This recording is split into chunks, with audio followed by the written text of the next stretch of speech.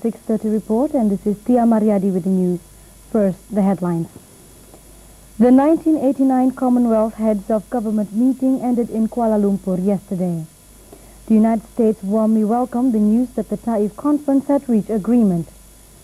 Speaker of Parliament M. Khari Suhud held a dinner party in honor of the President of the National Assembly of the Kingdom of Thailand. And we take a look at the International Leather Exhibition held in Jakarta. Now the news in detail. The 1989 Commonwealth Heads of Government meeting ended in Kuala Lumpur yesterday, with Britain and Premier Margaret Thatcher more isolated than ever from their fellow member states.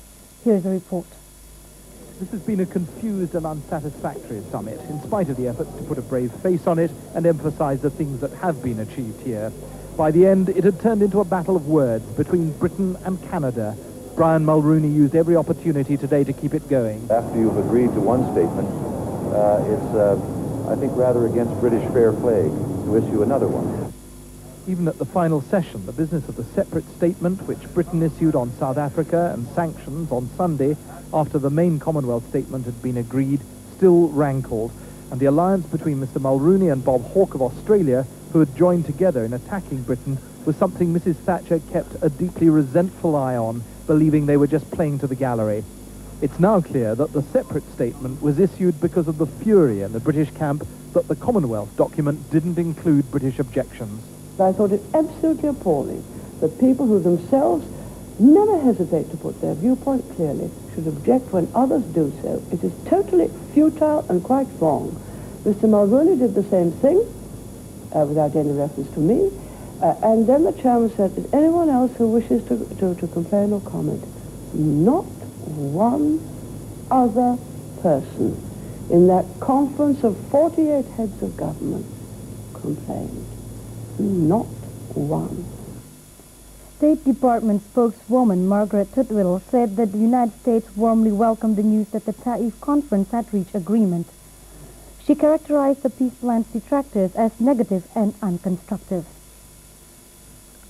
To seize this extraordinary opportunity to consolidate and implement what has been achieved. The international community should take appropriate measures to demonstrate its support for the deputies and what they have accomplished. The deputies should be permitted to continue their work in Lebanon free from threats and intimidation. We fully support the continuation of the process begun by the Arab League Committee and deputies in Taif. In our view, this process should lead to a sovereign and unified Lebanon free from foreign forces. Right-wing militants protesting against the peace plan blocked roads and set tires on fire in East Beirut yesterday. The Arab plan, an attempt to end Lebanon's 14-year civil war, was approved by right-wing and left-wing deputies on Sunday after 3-week talks in the Saudi Arabian resort of Taif. Michel Aoun rejects it because it does not ensure the withdrawal of Syria's 33,000 troops from Lebanon. East Germans took to the streets in their hundreds of thousands in several cities, continuing their demands for reform which have so far led to the resignation of Communist Party leader Erich Honecker and his replacement with Egon Krenz. Here are the details. It was the biggest peaceful demonstration in East German history. An estimated 250,000 people parading their rejection of their leaders, double the number who'd marched in a similar demonstration last week. So, after just 6 days in office, Mr. Egon Krenz, the new East German leader, has a problem twice as large as the one he inherited from his predecessor. The greater tolerance of the state has encouraged a new boldness. Banners are openly carried. One woman danced defiantly on the steps of the secret police headquarters. Another stooped to light a candle, and the whole building, darkened and deserted by the sinister Stasi, was surrounded by a ring of light. And to previous demands for free travel and free elections, the demonstrators have added a new grievance, the manner by which a new leader was imposed on them without consultation or consent. We don't need a big strange man to make our politics. We make it self. We take it in our hands. For the first time, East German television showed the demonstration. A short report was included in its main evening news bulletin, although it put the size of the crowd at about half other people's estimates. It also reported a protest in a northern city of Schwerin, with 40,000 people taking part. There were other demonstrations in Halle, Dresden, Magdeburg and East Berlin. In the celebration of the United Nations 44th anniversary, a dinner reception was held last night, attended by the President Representative of the United Nations Development Program, Galal M. Makti. Also present at the occasion were the Minister of Women's Role, Sulasikin Murpratomo, other high-ranking government officials, ambassadors, and several prominent figures. Speaker of Parliament M. Karis Suhut recently held a dinner party in Jakarta in honor of the visiting President of the National Assembly of the Kingdom of Thailand, Van Chan Su. In his speech, the Speaker of Parliament said that Van Chan Su's visit here contributes significantly to the efforts of promoting mutually beneficial cooperation between Thailand and Indonesia. Yesterday in Jakarta, Van Chan Su and his party held talks with members of the Indonesian Chamber of Commerce, led by its Vice Chairman Iman Taufik. Discussion focused on the possibility of increased cooperation in trade, especially regarding export-import activities between both countries. Thailand has stated its willingness to cooperate in the coal mining sector, and the Indonesian government plans to step up cooperation in fisheries.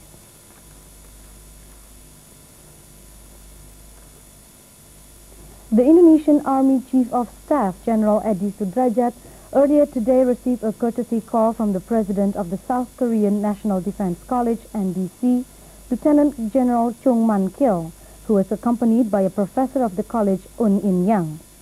The visiting Korean group, which will be in Indonesia until Saturday, are honorary guests of the Governor of the Institute for National Defense, Lemhanas. Discussions will be held on ways to increase the roles of both institutes in each country. General Edi Sudrajat was accompanied by the Security Assistant to the Army Chief of Staff, Major General Suharto. The NDC group also met with the Governor of Lemhanas yesterday in Jakarta. At the same time, 16 students held a discussion with Lemhanas officials.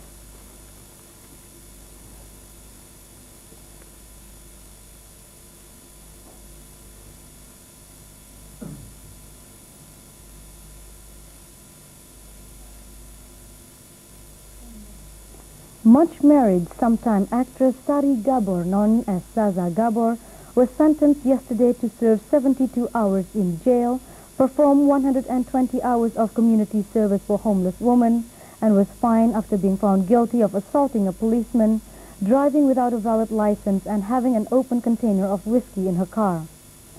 In Charlotte, North Carolina, television preacher Jim Baker was sentenced to 45 years in prison and a $500,000 fine yesterday afternoon, following his conviction on felony fraud and conspiracy charges. Baker, who was accused of defrauding thousands of followers of his Praise the Lord ministry, was found guilty of 24 counts of diverting millions of US dollars to pay for several luxurious homes, cars, exotic holidays, and sexual favors. Baker seemed very calm through it all. His daughter, as I said, broke into tears at one point. When he came into the courtroom, he was obviously quite tense. As we waited for the judge to come in, he looked around a couple of times. His face was tense. His mouth was pursed. He seemed to be trying to talk with his attorney some in a relaxed way, but the tension was obvious. At the time that he was led away, he seemed to be quite calm. Therefore, I sentence you as follows. Regarding count 1, you are to serve 4 days in the county jail with credit for 1 day previously served. However, after we credit you with a 1 day previously served, the remaining 3 days is going to be expressed in the terms of hours. That is 72 hours in the county jail. The remand order is to state mandatory sentence, no early release. Indo Energy 1989, a biannual exhibition of oil-related industries, was opened yesterday by the Minister of Mining and Energy Ginanjar Kartasasmita at the Sasono Langen Budoyo Hall, Taman Mini Indonesia Indah. 101 contractors, consultants, and marketing companies related to the energy industry and 3 foreign representatives are taking part in the 4-day exhibition. After a tour around the exhibition halls, Minister Ginanjar spoke to reporters about the importance of the exhibition. Well, this is my first visit to these exhibitions, Indo-Energy exhibitions, but I am very impressed by what I've seen. I think that this kind of exhibition serves a role in the development of our oil and gas sector. I witnessed the development of our services industries serving the oil and gas industry, and I feel a pride to see them, to see how they improve their capabilities. Also, in this forum we could learn a lot from the development of the latest technology, the state of the art in the oil and gas sector. I think this exhibition serves its purpose already, and I hope we could continue in the future, and it will be a successful one. The Junior Minister of Trade Sudrajat Jiwandono yesterday spoke at the Indonesian Executive Circle Business Luncheon in Jakarta. He said that the ASEAN region is most likely to experience growing trade disputes in the coming years.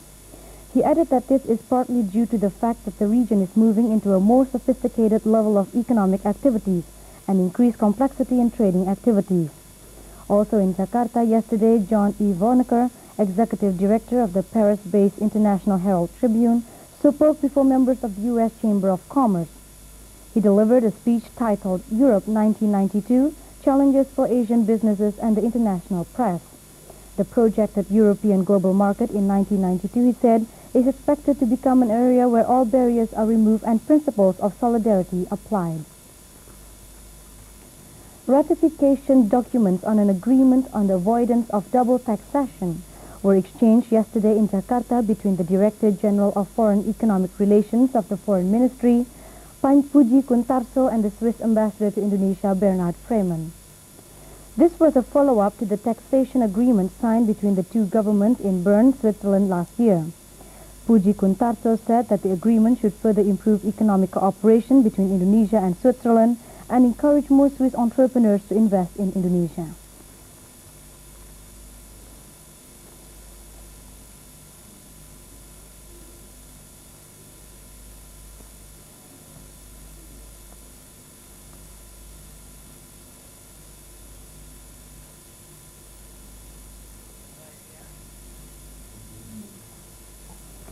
The Director General of Multivarious Industries of the Department of Industry, Susanto Raharjo, opened the third International Leather and Shoe Exhibition at the Jakarta Fairgrounds earlier today.